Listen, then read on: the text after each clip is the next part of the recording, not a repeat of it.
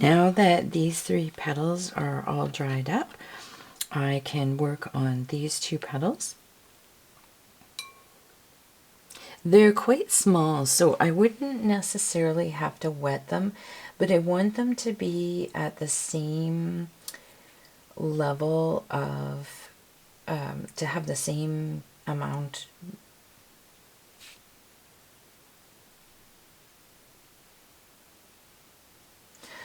Although these sections are quite small, I wouldn't really need to wet them to keep them smooth, but because I wet these ones, I want to keep the same consistency of paint, and if I didn't wet them, they would be a lot darker than the others, which isn't what I want. So I'm going through that extra little step.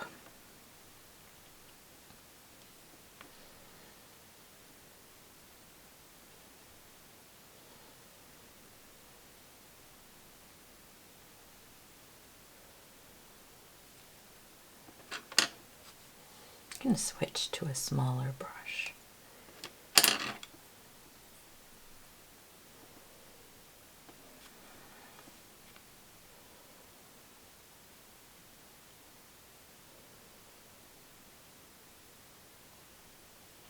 As I mentioned before, I don't worry too much about placing the paint in the center.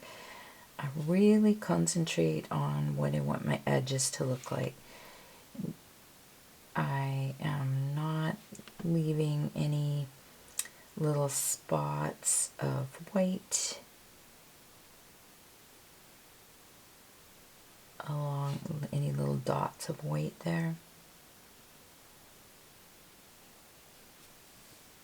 Okay, so those 2 are ready. We'll just dry them up.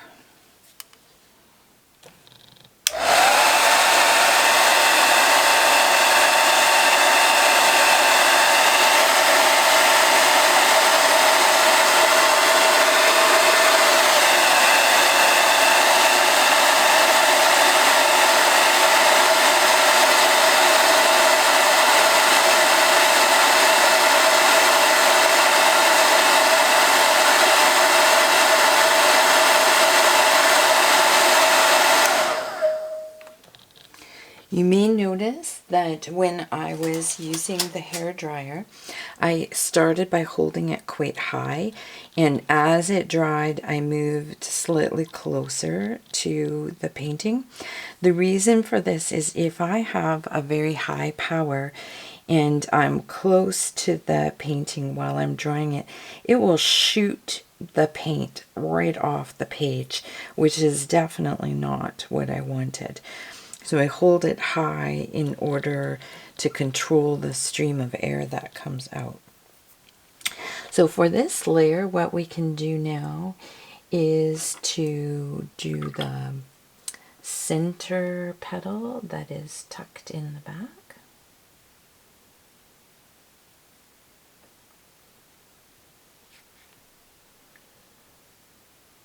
Caught a little bit of paint from a prior layer, but that will be just fine there.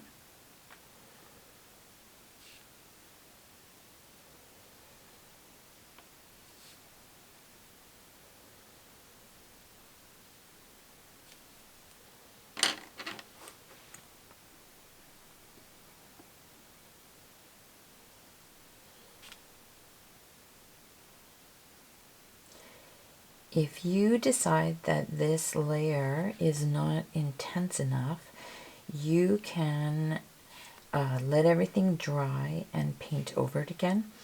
I recommend that you paint each of the petals first before judging if you need to come back and paint anything darker, so that you really can judge the value of the petals next to it. Okay, now that the red is in place, it's time to move to the leaves, and we'll get some green going. Mixing up the paint first. Yay, I remembered.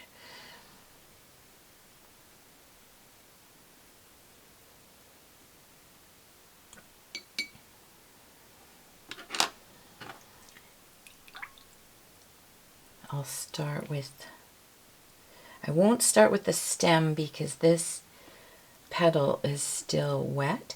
So let's start with this leaf.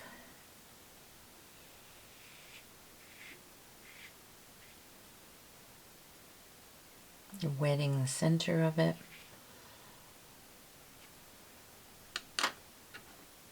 You can use the larger brush again.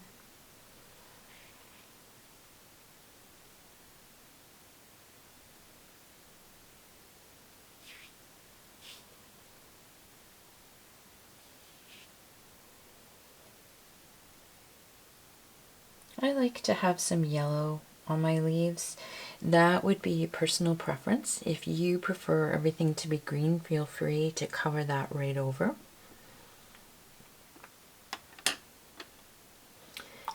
Now I will move to this leaf because it's not touching anything that's still wet.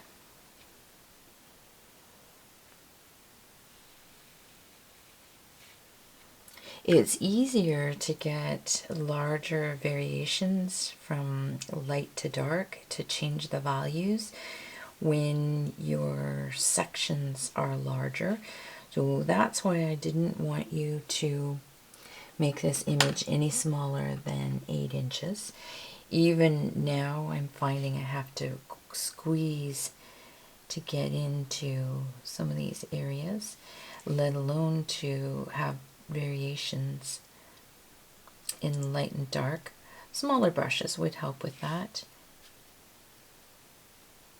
But for this demo, I'm trying to move through it quickly so you can get to your painting.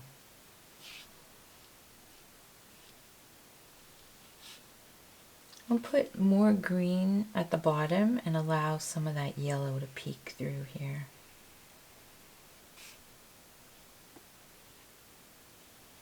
And so you can see the effect. Let's leave the center as a bit of a no man's land. I need a little bit more water here. Now I can't flood it with water or I'll end up pushing all the pigment aside and getting blossoms. So I touched my brush to my cloth in order to take off some of the water before I entered that back into the petal. I think that I would like to just, while it's still wet, lift a little bit of the green off. We've got this beautiful yellow here, but in fact, it is this area that would be the closest to our light source. There we go. It could be that this part of the leaf is flipped out and not catching as much. Now, we have, I'm just looking where to go next. Now this area is drier. Let's paint the stem. It is very thin, so I need to use a small brush. I'll use this one to wet it.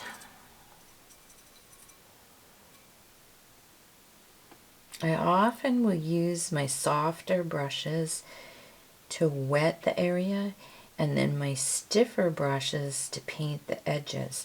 What happens is the softer brushes can hold more water and are more absorbent, but it's tricky to paint flat straight lines with them or controlled edges because the bristles flop all over the place.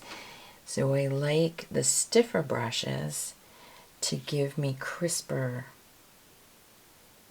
crisper lines.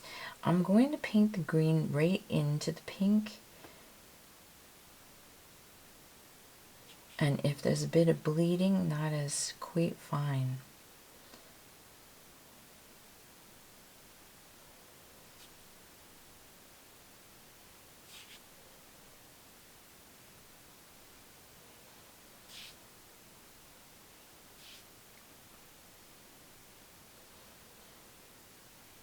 I want to leave a little of the yellow to give me some more variety, and that is the side where the light source would be coming from. Now this is wet, this is a little bit wet, so I need to dry it again.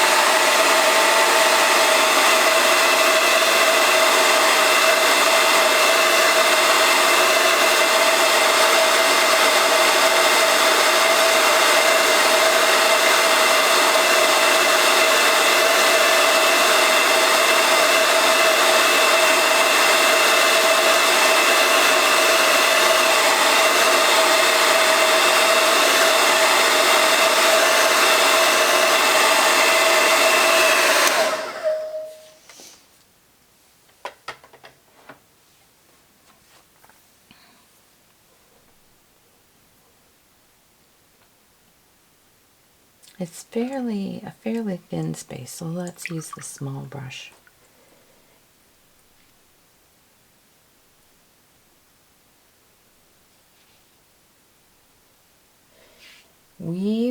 Because this petal is meant to be behind the stem, we want to make sure that whatever approaches this stem area, that we repeat these colors on this side, and that's how you help to give the illusion of overlapping.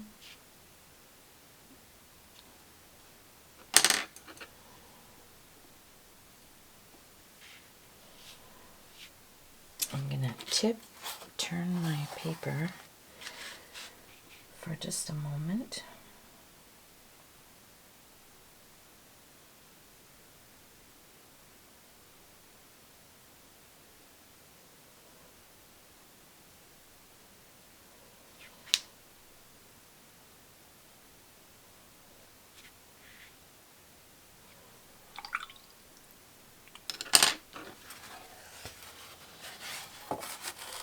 Now what I want to do is use a soft brush and just soften this edge. For some reason the top dried before I applied the paint, and so it got a little bit of a jagged edge. Just softening that back out.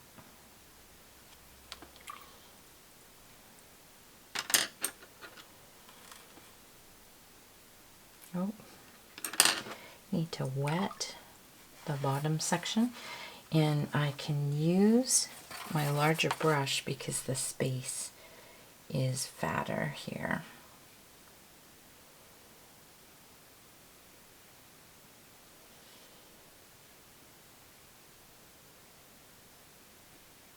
I don't need to go all the way to the line. I want to go quite close to it.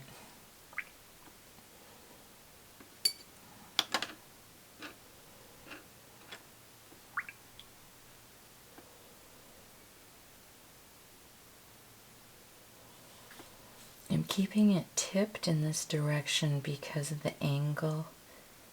It's easier for me to have to move my hand in this direction.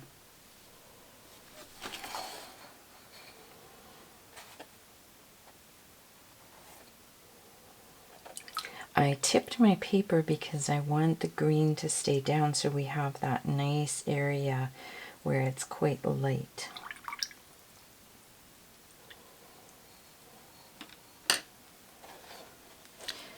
Okay, there is the second layer completed. We used only red on the tulip, and we used only green on the leaves. But what you can see is the other colors are continuing to shine through. I'll see you in the next section where we're going to add some shading and possibly some highlights if necessary.